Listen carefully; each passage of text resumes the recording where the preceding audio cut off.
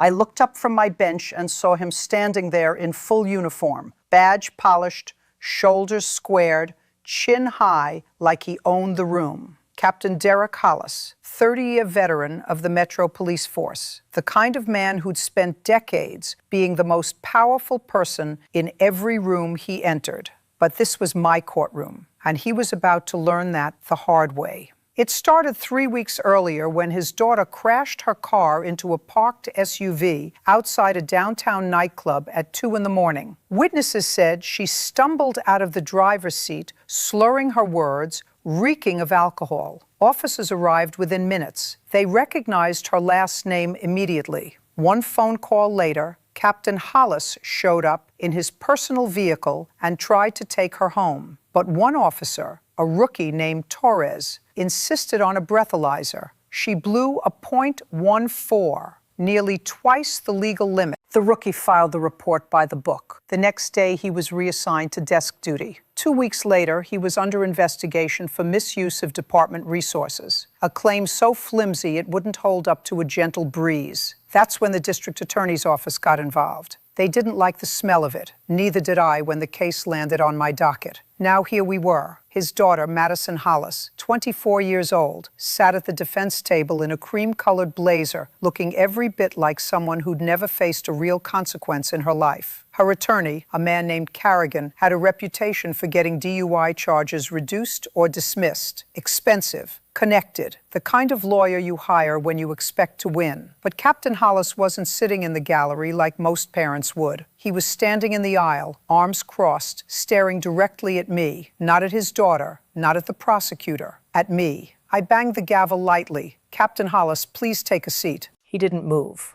Your Honor, I'd like to address the court. You're not a party to this case. Sit down. With respect, Your Honor, I think there's been a misunderstanding here.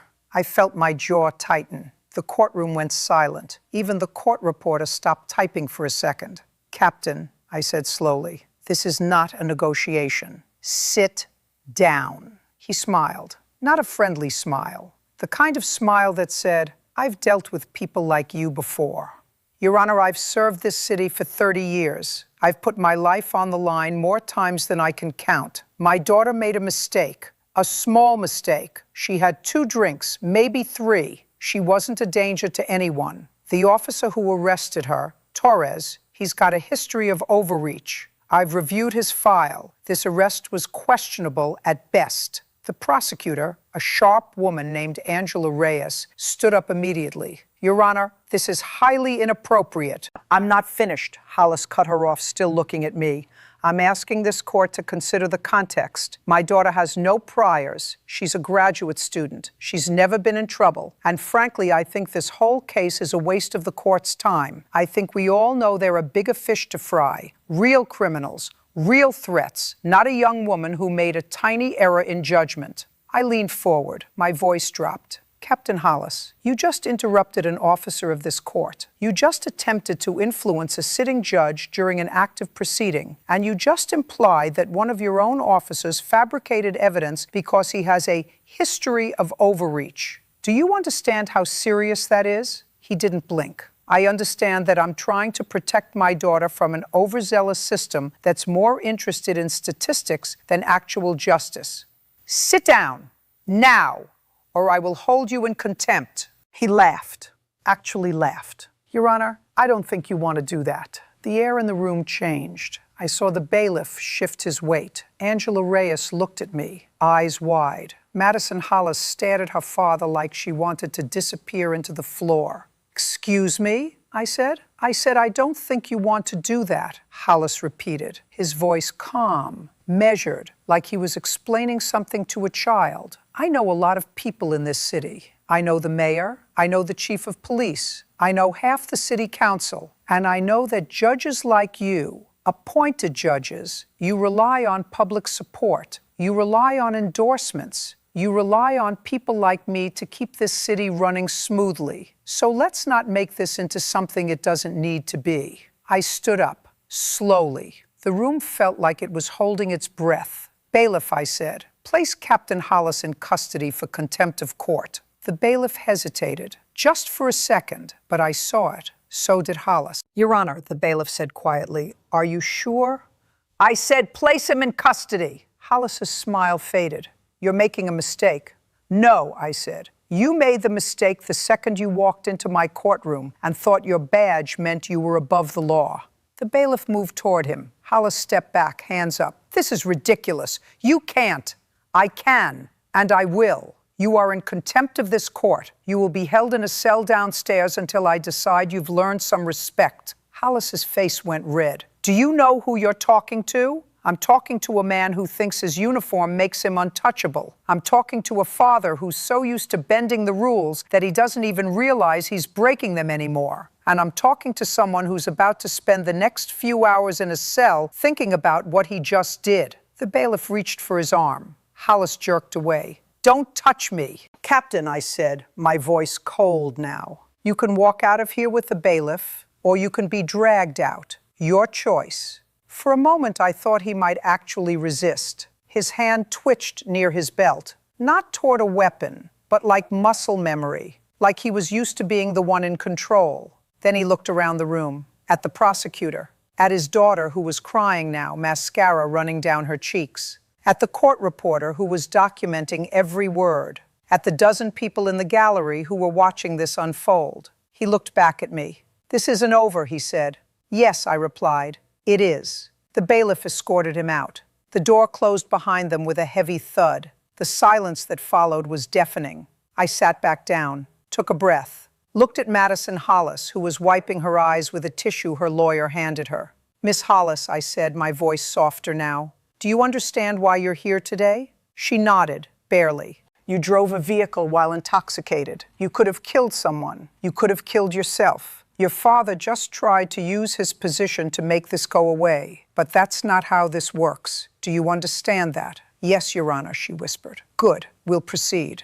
The trial moved forward. Angela Reyes presented the evidence, breathalyzer results, witness statements, the dash cam footage from the patrol car. The video was damning. Madison stumbling, unable to walk a straight line, slurring when asked her name. Then the rookie officer's testimony. Torres looked nervous on the stand, like he knew he was testifying against the daughter of one of the most powerful men in the department. But he told the truth. She was impaired. She was a danger. He did his job. Officer Torres, Angela asked, did anyone attempt to interfere with your arrest? Torres hesitated. Yes, ma'am. Who? Captain Hollis arrived approximately 20 minutes after I initiated the traffic stop. He identified himself and asked me to release Miss Hollis into his custody. And what did you say? I told him I couldn't do that. She had failed the field sobriety test and the breathalyzer. I explained that I had to follow protocol. How did Captain Hollis respond? Torres swallowed. He told me I was making a career-ending mistake. He said I didn't understand how things worked. Then he asked for my badge number and told me he'd remember it. The courtroom murmured. I banged the gavel once. What happened next? Angela continued. I completed the arrest. Miss Hollis was taken into custody. Captain Hollis followed us to the station. He spoke with the watch commander. I don't know what was said, but the next morning I was reassigned. Reassigned how? To desk duty, filing reports, answering phones. I was told it was temporary, but 2 weeks later I was placed under investigation for allegedly misusing a department vehicle on personal time. And had you misused a department vehicle? No, ma'am, the allegation was false. The defense tried to poke holes in the timeline, suggested the breathalyzer might have been faulty, argued that Madison had been emotional, not drunk. They brought in an expert witness who talked about factors that could affect breathalyzer readings, mouth alcohol, medical conditions, calibration issues. But the evidence was solid, too solid. The dash cam didn't lie. I called a recess before rendering judgment. I needed a minute, not because I didn't know what to do. I did, but because I needed to make sure I wasn't letting my anger at her father cloud my judgment. In my chambers, I sat at my desk and stared at the case file. I thought about all the DUI cases I'd seen over the years, the repeat offenders, the ones who killed people, the teenage girl who'd been paralyzed by a drunk driver and sat in my courtroom in a wheelchair while the man who hit her showed no remorse. The ones who walked away with a slap on the wrist because they had money, because they had connections, because they had a father who knew the right people. I thought about Torres, the rookie cop who did his job and got punished for it. I thought about how many other officers had been pressured to look the other way, how many cases had been buried, how many people had gotten away with crimes because someone powerful decided the rules didn't apply. I thought about Captain Hollis, sitting in a cell downstairs, probably still thinking he was the victim, probably already planning who he'd call, what strings he'd pull, how he'd make me pay for humiliating him. And I thought about Madison Hollis, who was 24 and still had a chance to learn from this, who might actually become a better person if someone finally held her accountable. When I returned to the bench, the courtroom was quieter than before. Word had spread. A police captain in custody. People were watching. There were more faces in the gallery now. A few reporters with notepads. "Miss Hollis," I said, "please rise." She stood, shaking. "I find you guilty of driving under the influence. You endangered lives. You broke the law. And your father's attempt to interfere with this process only underscores how little accountability you've been taught." Her lawyer started to speak. I held up a hand. "However," I continued, "I don't believe in throwing away a young person's future over one mistake. You will serve 90 days in county jail, suspended pending completion of an intensive outpatient alcohol treatment program. You will perform 200 hours of community service at a trauma center where you will see firsthand the consequences of drunk driving. You will lose your license for 1 year. You will attend victim impact panels, and you will write a personal letter of apology to Officer Torres for the retaliation he faced after doing his job." Madison nodded, tears streaming down her face. "Thank you, Your Honor." "Don't thank me. Prove to me that you've learned something. If you complete everything I've outlined, your record can eventually be expunged. But if you violate any term of this agreement, you'll serve the full 90 days. Do you understand?" "Yes, Your Honor." "Good. Sit down." She sat. Her lawyer whispered something to her. She wiped her eyes. "Now," I said, "bring Captain Hollis back into the courtroom." A few minutes later, the bailiff returned with him. Hollis looked disheveled now, his uniform wrinkled, his face tight with barely controlled rage. But there was something else in his eyes now, too. Uncertainty, like he was finally starting to understand that this wasn't going to go the way he planned. "Captain Hollis," I said, "you stood in my courtroom and tried to intimidate me. You used your position to undermine the integrity of this proceeding. You disrespected the prosecutor, the process, and the law itself. You threatened a young officer for doing his job. Do you have anything to say?" He stared at me, silent. "I'm going to give you a chance," I said. "Apologize, right now, to this court, to Miss Reyes, and to Officer Torres, who I'm told is waiting outside. Apologize, and I'll release you with a fine and a warning." He said nothing. "Captain, your pride is going to cost you more than you think. I'm offering you a way out." He finally spoke. His voice was hard. "I have nothing to apologize for." I nodded slowly. "Then you will serve 30 days in county jail for contempt of court. You will be placed on administrative leave without pay pending an internal investigation by your department. And I will personally forward a copy of today's transcript to the mayor, the chief of police, and every member of the city council you claim to know." His face went pale. "You can't." "I already have. And let me be clear, Captain. If I find out that Officer Torres or anyone else involved in this case faces any further retaliation, I will pursue obstruction of justice charges against you personally. Do you understand?" He didn't answer. "Bailiff, take him back into custody." This time Hollis didn't resist. He looked at his daughter one last time as they let him out. She looked away. The courtroom erupted in whispers. I banged the gavel. "We're adjourned."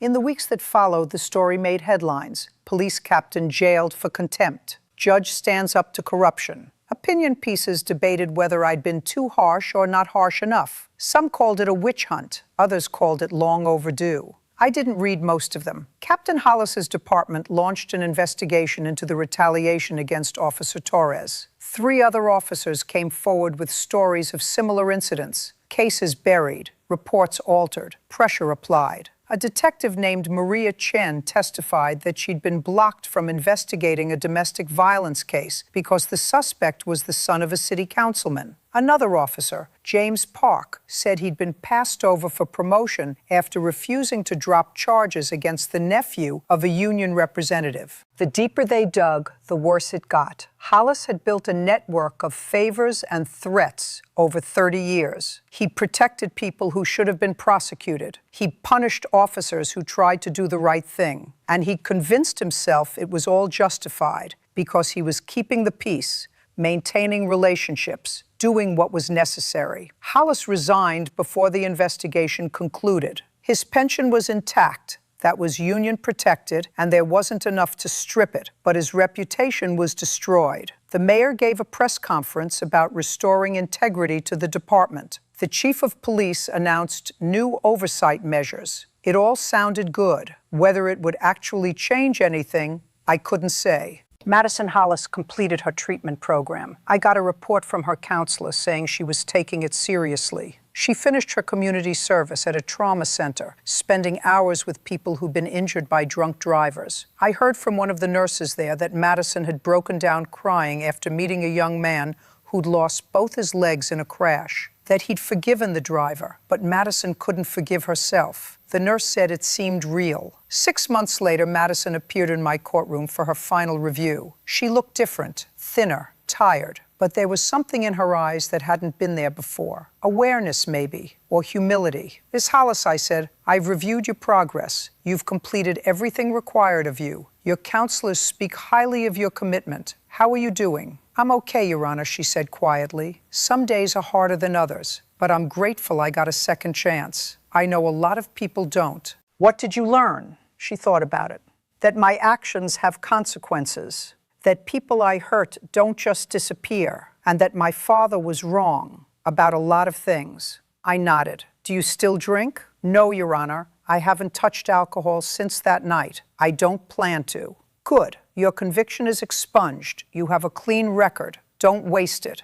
"I won't. Thank you." She left. I never saw her again. Last I heard, she graduated with honors and moved to another state for a fresh start. I hope she made it. I really do. Officer Torres was reinstated within a month of Hollis's resignation. The bogus investigation was dropped. He received a formal apology from the chief of police and a commendation for integrity. 2 years later, he was promoted to sergeant. I saw him in court once after that, testifying in an unrelated case. He did a good job, professional, thorough, the kind of cop the city needed. As for me, I got letters, hundreds of them. Some called me a hero. Some called me a tyrant who'd overstepped. Some were from other officers thanking me for standing up to corruption. Others were from people in law enforcement who said I'd made their jobs harder, that I didn't understand the complexities of policing, that sometimes you had to bend the rules to keep the peace. I didn't care much for any of the labels. I just did my job. But I'll tell you what stuck with me. About a month after Hollis was released from his 30-day sentence, I got a handwritten letter. No return address, just a single page. It said, "You were right. I was wrong. I spent 30 years thinking I was protecting people, but I was really just protecting myself. I destroyed a good officer's career because he made me look bad. I taught my daughter that rules don't apply to us. I don't know if I can fix any of it, but I wanted you to know that I understand now. Thank you for not letting me get away with it." It wasn't signed,